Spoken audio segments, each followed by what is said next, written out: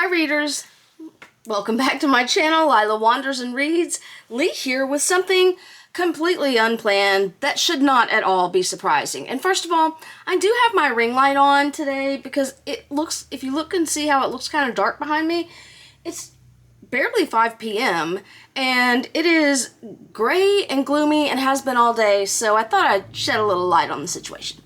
Anywho, so I had not at all planned to do another book haul today. And I've got fuzz on my lips, sorry. I had not at all planned to do that, and I certainly did not plan to do 2 book hauls back to back in the same day, but it happened.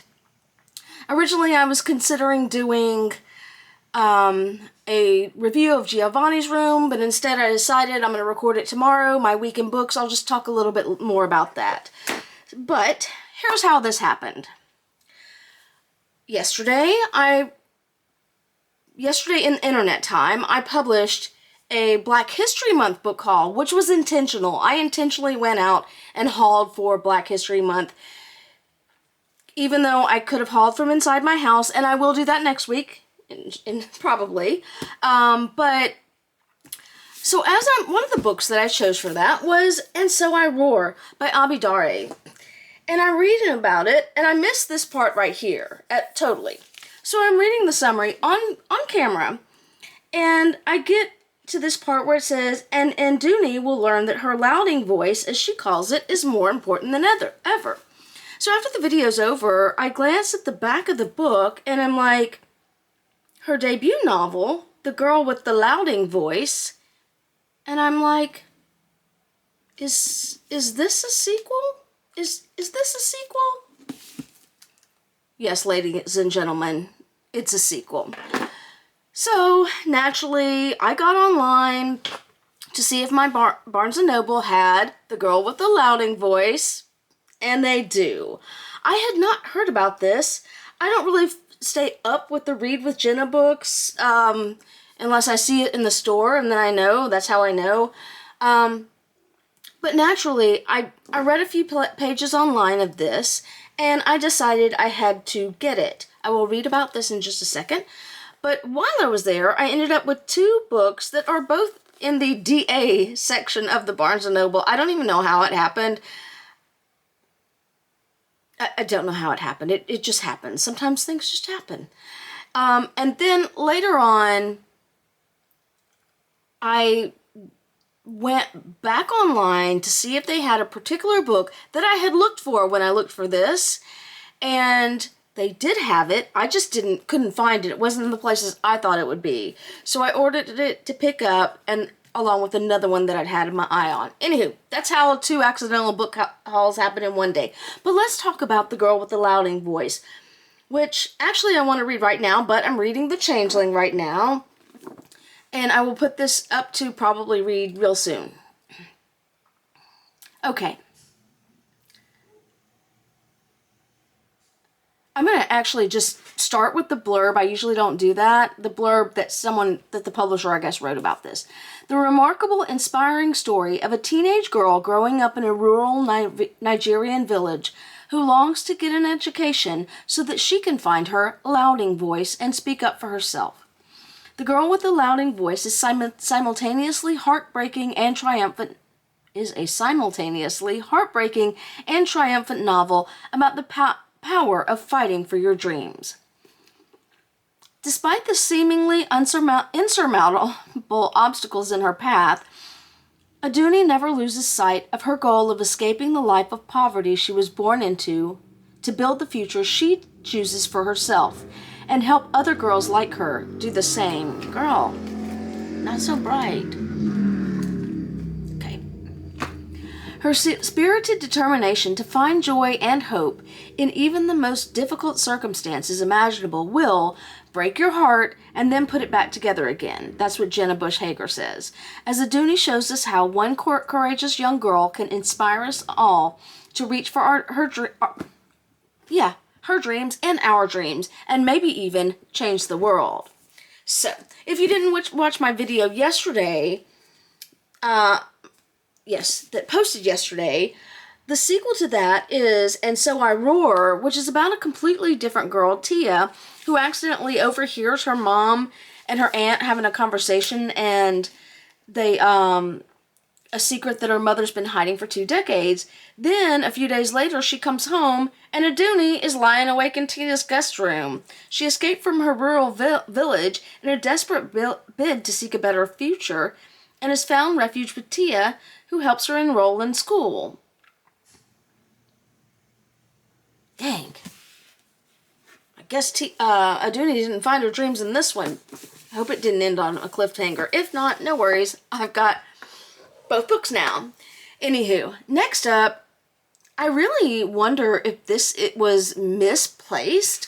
I thought The Devil House would be in the horror section. This is a New York Times bestseller by John Darnielle. I have never read Wolf in a White Van. I've never read anything by him. And again, I mentioned this in yesterday's video. This is the second page of that. I've never heard of him. Wolf in White Van sounds really fantastic. I'm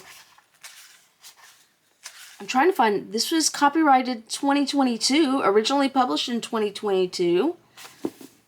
So, I lost my place in what I was talking about. I mentioned that yesterday that I've kind of not seeing the horror the same way. So let's see what this is about. Greg Chandler is descended from kings. That's what his mother always told him when he was a child. Years later, he's a true crime writer with one grisly success and a movie adaptation to his name, along with a series of subsequent less notable efforts.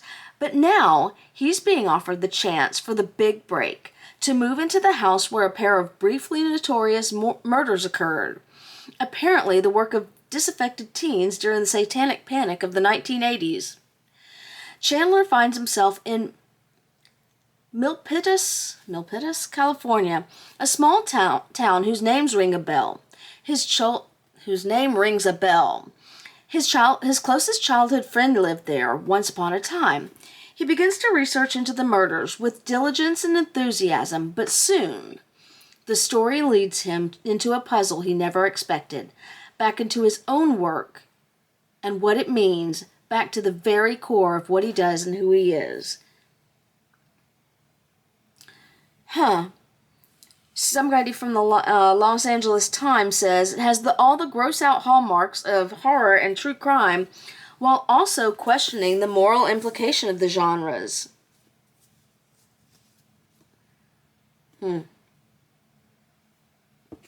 Anyway, so I just stumbled across this and I was like, that looks fun. We'll see if it is.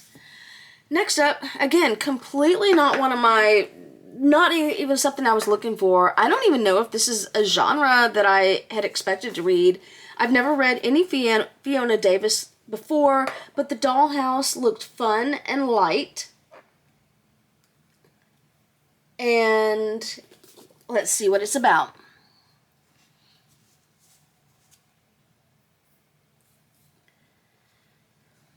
Okay, I'm going to read the blurb again.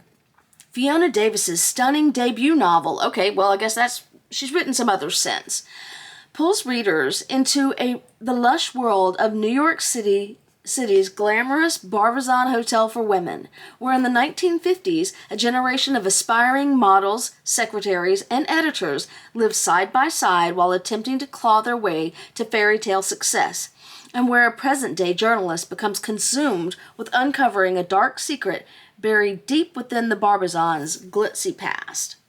I have to kind of angle this because it's really getting dark in here now. It's not completely dark outside, it's just gloomy. When she arrives at the famed Barbizon Hotel in 1952, secretarial school enrollment in hand, Darby McLaughlin is everything her modeling agency hallmates aren't. Plain, self-conscious, homesick, and utterly convinced she doesn't belong. Yet when Darby befriends Esme, a Barbizon maid, she's introduced to an entirely new side of New York City. seedy jazz clubs where the music is as addictive as the heroin that's used there, the startling sounds of bebop, and even the possibility of romance. More than half a century later, the Barbizon's gone condo, and most of its long-ago guests are forgotten. But rumors of Darby's involvement in a deadly skirmish with the hotel maid back in 1952 haunt the halls of the building as surely as the melancholy music that floats from the elderly woman's rent-controlled apartment. It's a combination too intoxicating for journalist Rose Lewin, Darby's upstairs neighbor, to resist, not to mention the perfect distraction from her own imploding personal life. Yet, as Rose's obsession deepens, the ethics of her investigation become increasingly murky, and neither woman will remain unchanged when the shocking truth is finally revealed. I hope this is good. I've had a bit of a rough go of it lately, only in the last, couple days, and it was just based on choices that I made, and I don't call them DNFs, but I put down 2 books in a row because I got a couple pages in and I couldn't concentrate, and I thought it was just me. But then I picked up The Changeling by Victor Laval, and it's not just me. The next one is one I've been waiting for a minute. I am going to try my damnedest to get to this in Black History Month because this is about Josephine Baker, Fearless and Free, a memoir by Josephine Baker. This is the first time it has been published in English. Originally, it was published in French. And this also, if I combine Black History Month with World War II, it's perfection. So this is published in the U.S. for the first time. After stealing the spotlight as a teenage Broadway performer during the height of the Harlem Renaissance, Josephine then took Paris by storm, dazzling audiences across the roaring 20s. Let me just pause here. Time is different, but if I can get this done this month, it will actually work well because I just finished Giovanni's Room, published in, I think, mid-1950s. James Baldwin also went to Paris, left the U.S., can't imagine why. But anyway, reading both those books in the same month with U.S. persons fleeing to Paris for whatever reason would be perfection, I think. In her famous banana skirt, she enraptured royalty and countless fans, Ernest Hemingway and Pablo Picasso among them. She strolled the streets of Paris with her pet cheetah. I would have one of those, who wore a diamond collar. With her signature flapper bob and enthralling dance moves, she was one of the most recognizable women in the world. When World War II broke out, Josephine became a decorated spy for the French resistance. Her celebrity worked as her cover, as she hid spies in her entourage and secret messages in her costumes when she traveled. She later joined the civil rights movement in the U.S., boycotting segregated concert venues and speaking at the March on Washington alongside Martin Luther King Jr. So this is in her own words. I am really, really excited to read this. I think when I do, I will put on some Josephine Baker and listen to it. I am actually really excited for this. Really excited. I've been waiting for it to be published. I will definitely read this before I read the Abidari. Okay, finally. My channel is called Lila Wanders and Reads. My YouTube channel was always called that. My Instagram, not so much. Originally, it started out with Lila Wanders. There's a reason for that. It's long and complicated. But I chose Lila Wanders because probably about 10 years ago, I did a lot of traveling, particularly overseas traveling. And it's been a while since I've done that kind of traveling. And even when I do that kind of traveling again, I won't do a whole YouTube blog on it. I'll do probably shorts maybe, or pictures, but I'm not going to haul a camera around when I could be seeing stuff with my own eyes. But that did not stop me from buying... Sorry, I lost my point. But when I was doing that traveling, and when I do that traveling again, I will use a combination of sources to plan out my trips. I'm a planner when it comes to vacations. I plan that shit to the minute. I know where I'm going to eat for most every meal. I know what I want to see and when I want to see it. Ask my sister. She calls it Lee's Death March of Fun. But some of the sources I use are books. I use Lonely Planet, I'll use Forbes, and I'll use Rick Steves' books and videos. If there's a video out about a place, I'll watch it. And so I think he has cancer. I hope that it is treatable and recoverable. I might look a little bit more into that. But he published this book recently, and it is called Rick Steves on the Hippie Trail, Istanbul to Kathmandu, and the Making of a Travel Writer. And so I had looked at this earlier today when I went to get the sequel to the Abidare book, and I was like, no, if I had found Fearless, I would have picked this one up as well, but I couldn't find it, so I just left it. And then later on, magic happened. I am really excited to read this book too. It's got pictures. Hold on. He is in Afghanistan. I was skipping through pictures and I saw a guy and I was like, that looks like an Afghan, and sure enough. So let me tell you what this is about. First of all, second of all, this is coming after Fearless. And here I go again, making a TBR and putting pressure on myself to read certain things. But anyway, I'll just make a stack. It's not a TBR. In the 1970s, the ultimate trip for any backpacker was the storied hippie trail from Istanbul to Kathmandu. A 23-year-old Rick Steves, let me just say that Afghanistan was very different in the 1970s than it is now, or even not long after that. A 23-year-old Rick Steves made the trek, and like a travel writer in training, he documented everything along the way.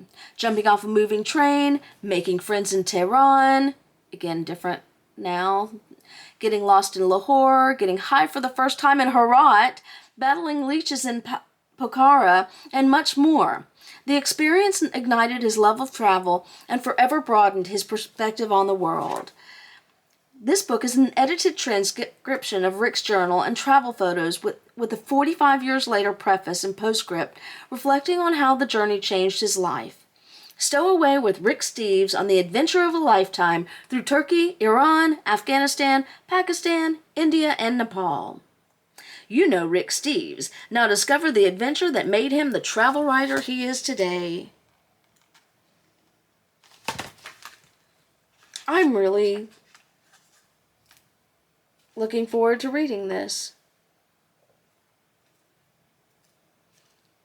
I did not realize at first when I picked it up that he had gone through Afghanistan. Excited! This copy's a little mangled, but whatever.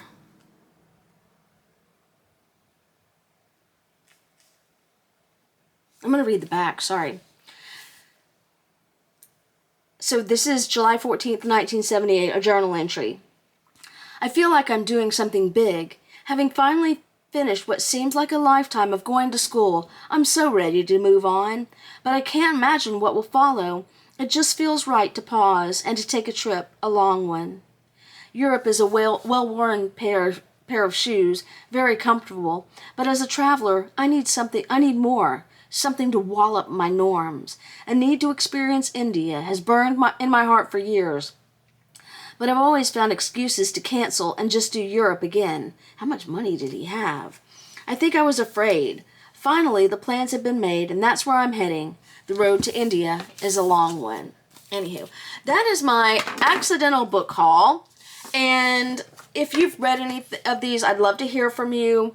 This was kind of an eclectic book haul. It was unplanned. I had only really come in for one book, then another book, and it just happens like that. Anywho, as always, thank you for sticking with me on my journey, and happy reading.